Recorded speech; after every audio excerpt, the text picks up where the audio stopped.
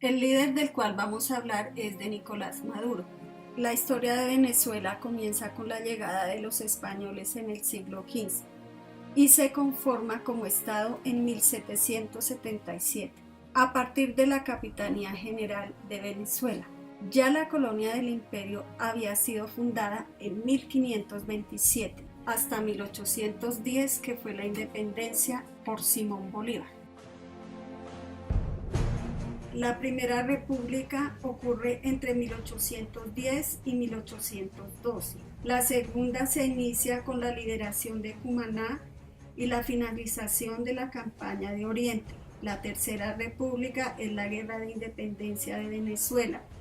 La Cuarta República se instala en Valencia el Congreso Antibolivariano y es el periodo más largo de la Constitución venezolana, que dura 169 años. La Quinta República se aprueba un referéndum en 1999 con la nueva Constitución hasta nuestros días. Betancourt asumió la presidencia el 13 de febrero de 1959 y gobernó hasta el 12 de marzo de 1964. El punto fijo es un pacto de élite venezolana que compone los grupos políticos AD, COPEI y URL. Se divide en tres periodos: del 59 al 74, del 74 al 79, del 79 al 92.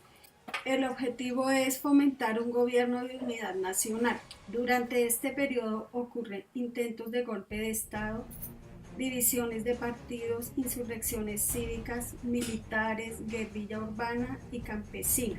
Se divide en tres episodios: Barcelonazo, Porteñazo y Caracazo. El Caracazo se dio durante el gobierno de Carlos Andrés Pérez.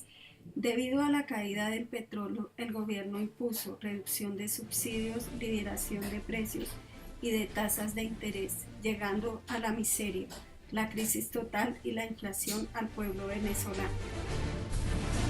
Venezuela tuvo un crecimiento sostenido en la década de los 50 y llega a su máximo nivel en el 78. Se debe a los precios del petróleo, se encontraban en aumento y por ende los ingresos en este mismo orden, lo que representaba el triple de entradas al fisco nacional. A mediados de los 80 empieza la declinación de los precios del petróleo y el gobierno estaba acostumbrado a manejar los altos ingresos petroleros para dedicarlos al gasto. Empieza la descomposición social y el capitalismo como sistema productivo del país.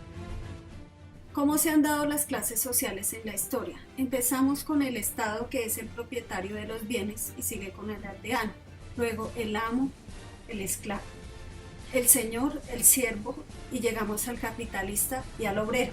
Llegando al capitalista y al obrero se da algo que se llama la lucha de clases. La lucha de clases está dividida en tres partes, que es económica, ideológica y política. Burguesía o clase capitalista es la clase que controla y dirige el sistema de producción capitalista.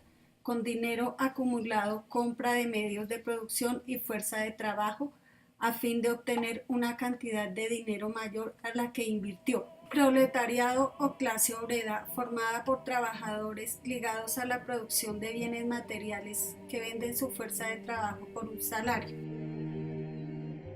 Por el descontento del pueblo venezolano debido al sistema capitalista en el que vive, se da la lucha de clases, eligiendo como presidente a Hugo Chávez Frías en el año de 1998. Implementó el dominio total de los bienes del país, proclamando el bienestar de todos los miembros del Estado sin distingo de clases sociales, orientado a programas de empleo, salud, vivienda, educación, igualdad social y acabando con el sistema capitalista. Podemos decir que a Nicolás Maduro se le parte la vida en dos en el momento en que conoce a Hugo Chávez ese día que lo fue a visitar la cárcel en el año 93. Ahí también conoce a la abogada de Hugo Chávez, Cilia Flores, quien actualmente es su esposa. Desde ese momento crearon un lazo bastante fuerte, tan así que cuando salió Hugo Chávez de la cárcel, entre Cilia, Nicolás y varias personas de su grupo allegado le ayudaron a Hugo Chávez a crear su movimiento Quinta República.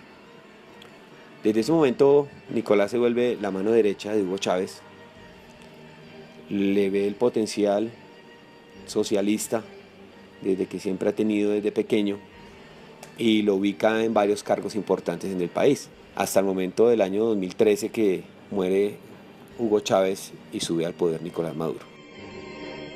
Nicolás Maduro ha tenido bastante fuerza entre la gente pobre. Según lo que muestran las estadísticas del año 2011 a la fecha, le ha entregado a las familias pobres 1.400.000 viviendas.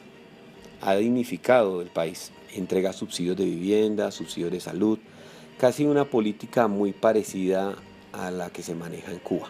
En la parte económica, como su fuerte es el petróleo, dicen las estadísticas que tiene Venezuela en este momento en el subsuelo reservas por más de 300.000 millones de barriles. La actual empresa petrolera PDVSA estaba sacando 2.7 millones de barriles diarios, pero luego de la reunión de la OPEP, que es la comunidad petrolera en la forma latina, decidieron bajar la producción a 1.97 millones para regular los precios. Desde ese momento se ha manejado 1.97 millones máximo de explotación de barriles diarios. Cabe aclarar que Venezuela es el quinto productor de petróleo en el mundo, es uno de los más fuertes y Venezuela tiene muchísimas empresas americanas, pese a la recesión y el problema que han tenido de bloqueo, muchísimas empresas americanas, y él también, el país les vende a varios países petróleo a cambio de exportar materias primas,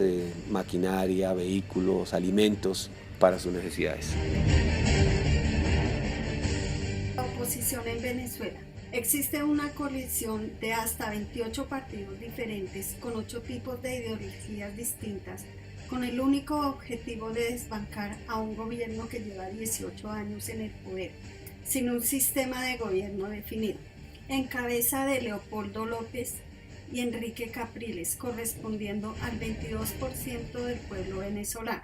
Oposición internacional en cabeza de Estados Unidos, siguiendo Argentina, Brasil, Canadá, Colombia, Chile, Honduras, Guatemala, México, Paraguay, Perú, Costa Rica, España y Canadá. Estados Unidos impone sanciones económicas a Nicolás Maduro, acciones en la congelación de activos bajo jurisdicción del Estado americano y prohibiendo que ciudadanos o entidades puedan hacer transacciones con él a los sistemas bancarios internacionales.